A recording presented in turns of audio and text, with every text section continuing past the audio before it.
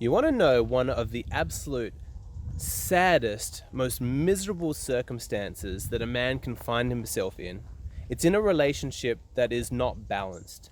What I mean is, he likes her more than she likes him. He's committed to the relationship, but she's only half committed.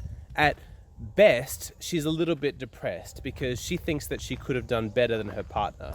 At worst, she actively resents him because she feels as though he is preventing her from exercising her better options in the dating market. Now, what I'm talking about here are the kind of women who slept around in their early 20s and they had lots of fun with high value males, but they weren't able to get them to commit because the woman maybe wasn't that high quality and so she wasn't long-term relationship material. But then how is she going to attract the attention of these high value guys? Well, that's by offering up her body, because even though they might not commit to her, they're still willing to sleep with her. But a woman's not necessarily going to be cognizant of the fact that, the only value that she was bringing to that interaction was sexual. She's thinking, well, he paid attention to me, we spent those nights together, maybe he could have been my relationship. And so now the bar has been set this high. This is the kind of man who I can attract. This is the kind of man who shows an interest in me. This is the kind of man who I should be in a relationship with. Now, fast forward a number of years, she gets a little bit older. She's not able to attract their attention anymore. So she settles down with a much more dependable, reliable, nice guy. But they're not happy in their relationship. He can sense something's wrong because ultimately he wasn't her first choice. Now, let's talk about empathy for a second, because we've got this stereotype in society, and I really, really dislike this, that men are these cold, unfeeling, selfish, creatures only looking out for themselves. And it's complete nonsense. Biologically speaking, men are the empathetic ones because we were responsible for everybody. It was our job to protect and to provide. And so it's quite natural for compassion to flow in the direction from a man towards a woman. It's much more rare for a woman to show compassion to a man. And I don't necessarily have a problem with that. That's just what's natural, biologically speaking. But you need to be aware that the stereotypes of men not being compassionate and not being empathetic is complete nonsense. You are a highly empathetic person, as long as you're not like a sociopath or something. And this empathy can get you in a lot of trouble. Because if you've been friends with a girl and she's miserable, she's upset because, none of these guys commit to me. What is it? Why doesn't anybody want to be in a long-term relationship with me? They just want to use me for sex. Your natural compassion, your empathy is going to go, oh my gosh, this poor girl, this is what your biology, your weakness inside yourself is telling you to do. And you think, I'm going to give her what none of these other guys will give her. I'm going to, give her that commitment. And you expect that she's going to be really, really grateful for what you've given her. She's like, I'm the guy who stood out. I'm the guy who stepped up. She's going to be a loyal, devoted, loving partner. Doesn't happen. In the best case scenario, she's a little bit depressed because she still ultimately recognizes that she had to settle for you because you weren't her first choice.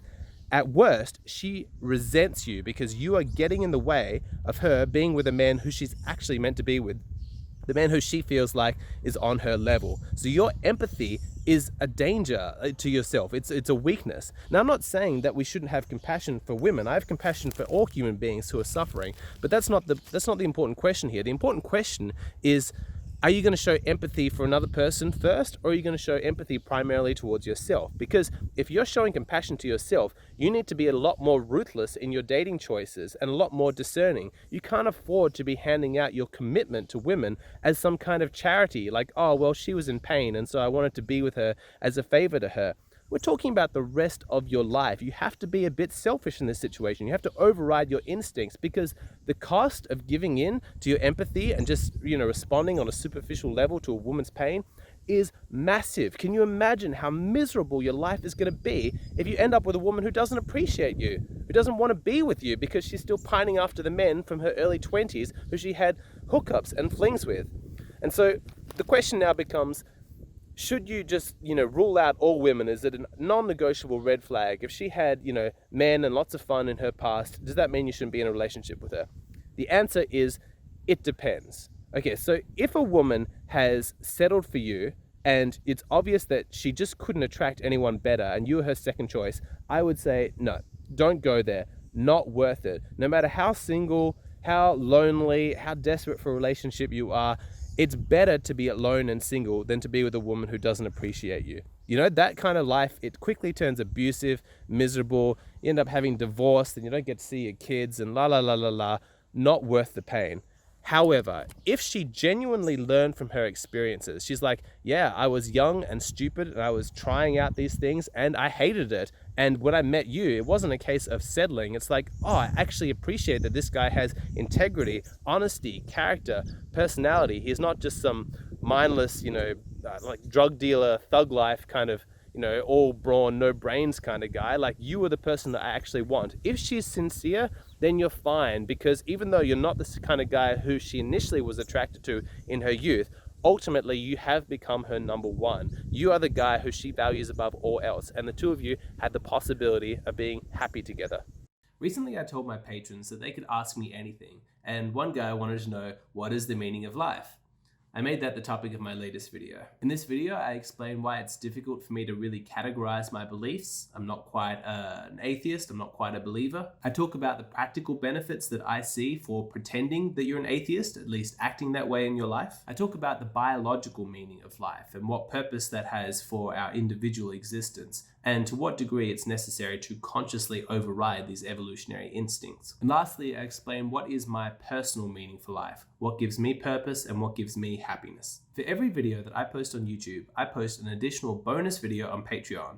That means that at the moment, you're only seeing half of the total content that I create. If you'd like to see the other half, then please go and sign up on my Patreon. It's just a $5 a month subscription, and you get instant access to a whole bunch of exclusive content. It's a fantastic way to support the channel, and I would love to see you over there.